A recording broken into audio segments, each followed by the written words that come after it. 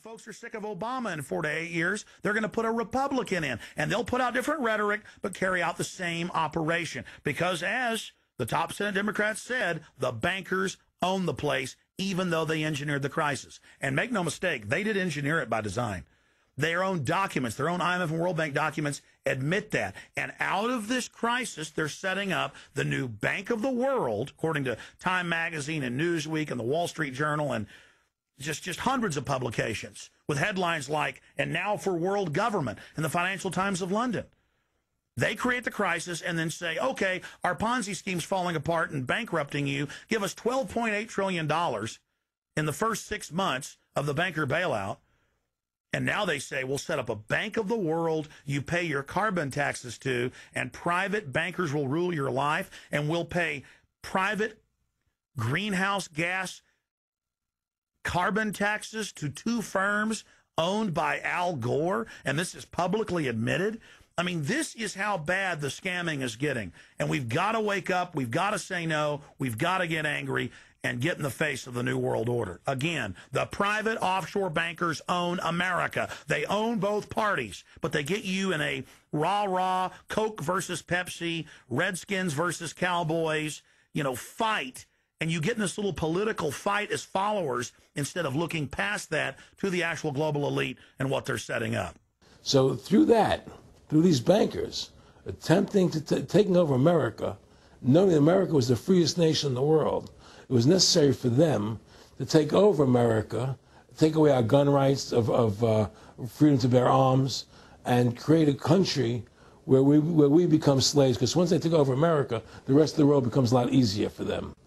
And so, by creating 9/11, an event to terrify the American people that were being attacked by terrorists, you create a world where there's an enemy that can never be pinpointed. You can never win the battle. It's a 100-year war. It's a never-ending war on terrorism, right? So you're always fighting this war.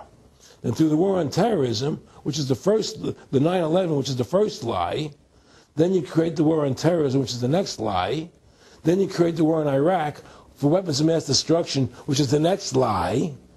And it's one lie to the next lie to the next lie. Now it's going to be Iran, the next lie, sending more troops and a surge into Iraq. Think about what Aaron Russo is saying here. The war on terror is a war on the American people and the people of the world. You see, the elites always sell the public on tyranny by attacking a minority that's unliked first, or the outsider. Oh, we're just getting rid of the Bill of Rights and Constitution and having secret arrest and FEMA camps and the Military Commissions Act for foreigners. It's just for them. And now the federal government has been caught saying that gun owners, conservatives, people buying ammunition, they've been caught saying that returning veterans are the #1 threat to Homeland Security. And in a way, that's true. People that know about the Bill of Rights and Constitution and know that our country is being taken over and hijacked by foreign banks, I guess they are the threat to the criminals that have done this. That's all the New World Order is a private corporate takeover of the nation states, of the governments of the world. And then these private corporations bring in a tyrannical form of neo-feudalism that they call corporatism or fascism. Mussolini said that fascism should properly be called corporatism, and that's what it is. And they create the socialism to get control of the wealth and to control society, and then they pipe the profits to themselves. So they socialize the general public to get control of us, but it's private above us. It's basically just slavery. Now, think about what Aaron Russo was saying here, and it's absolutely true. This is a war on the American people. They build Homeland Security, they build the police state in the name of fighting foreign enemies, and then they flip it all around to use it against the American people and the MIAC reports and the DHS reports and the rest of it. This whole thing was set up for the people, and Aaron Russo nailed it. It's just one thing leading to the other, and it's always it's always in the point of taking over more countries, more dominance. Making sure the American dollar, making sure the G8 stays in control of everything. And what they want to do and is to control the American people, control the people of the world, put RFID chips in everybody, so everybody's a slave to these central banks. Did you ever talk to Nick Rockefeller after he told you all this and then 9/11 took place? No. No. No. But he did. He told me that you're going to see men running around caves looking for Osama bin Laden. You know, you're going to see men looking for, these guys, and they're going to be, He told you it was all going to be bull. It was a phony. The whole thing is a fake. It's a fraud. Was he laughing, or was he just coldly saying this? No, it was more laughing. Cynical. Laughing. It's more like, look how stupid everybody is. Look how stupid everybody. We can do whatever we want to do. Well, it is ridiculous. It's like with al-Zakari. They claim they killed him like 14 times. And then they never said, well, we didn't kill him last time, but we killed him this time. They never even now they're like practicing being ridiculous. Well, what about bin Laden being in the American hospital, getting kidney help? Yeah. Right? In the American hospital, right? They could, if they wanted Osama bin Laden, they could have gotten him. Oh, yeah. He was right in the American, after the coal. Well, every time our troops really would keep catching Taliban leaders, they would be ordered by the generals to let them go. That's come out in the newspapers, but only here or there. And they kept going, and then Pat Tillman was complaining about it, and then he got shot. I've talked to his brother. Oh, you did? And then he got shot, and there was a big hero charging Al-Qaeda. No Al-Qaeda, somebody shot him in the back. Look, we're dealing with complete evil. We're dealing with complete evil. And until the American people wake up and say, we don't want this evil in our country anymore, and we want to come back to a country of decency and goodness and integrity and honor, we're going down that road. And that's what it's going to take. It's going to have people to stand up and say, we don't want to live in this kind of a world anymore. I believe we should pull all our troops out of Iraq. I believe we should leave other countries alone. Let other countries live their lives the way they choose to. Stop trying to spread democracy around the world, which is the worst form of government there is anyway. Restore our republic to what it's supposed to be, and go back to what the founding fathers gave us, and try and restore that. Restore the republic. Like the point of everything is that we have to mobilize. Each one of us. You and I can't do everything, Alex. You and I may be leaders. We may be out there and people listen to us, what we have to say and follow us. But the truth of the matter happens to be, it takes all Americans to stand together, to stand tall, to mobilize and say, we're not going to take this anymore. I'm mad as hell. I'm not going to take it anymore. We're going to stand up and fight the battle. And you and I can't do this alone. We're just leaders of the thing. But other people have to join in with us and stand side by side, shoulder to shoulder, and say, I'm not going to take it anymore. That's what it's going to take to win this effort, and to stop cooperating with the government and with all their rules and regulations, and to wake everybody up, to hand out DVDs of my movie, to hand out DVDs of your movie, to educate everybody to what's going on.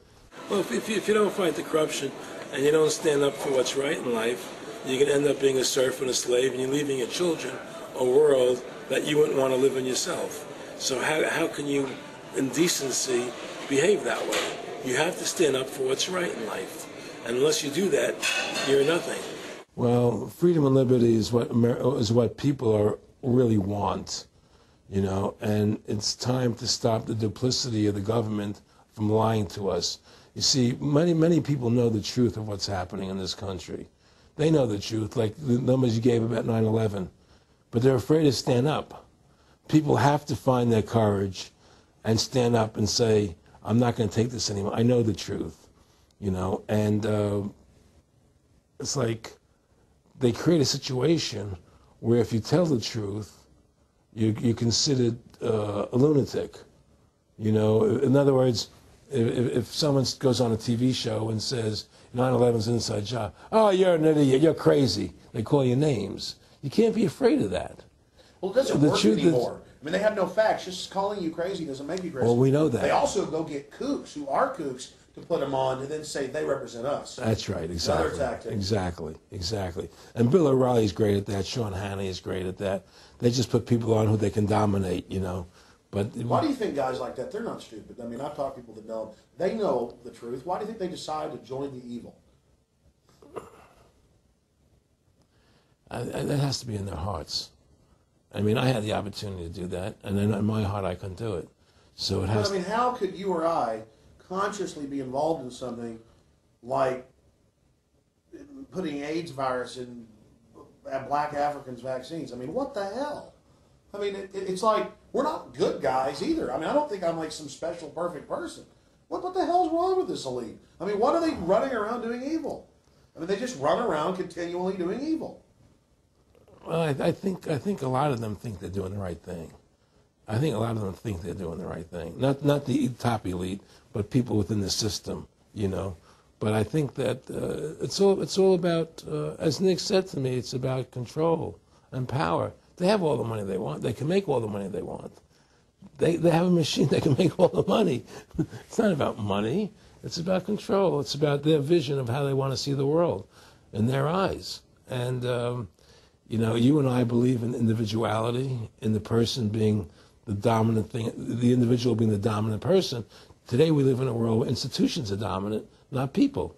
You know, the American, you know, we the people, by the people, for the people.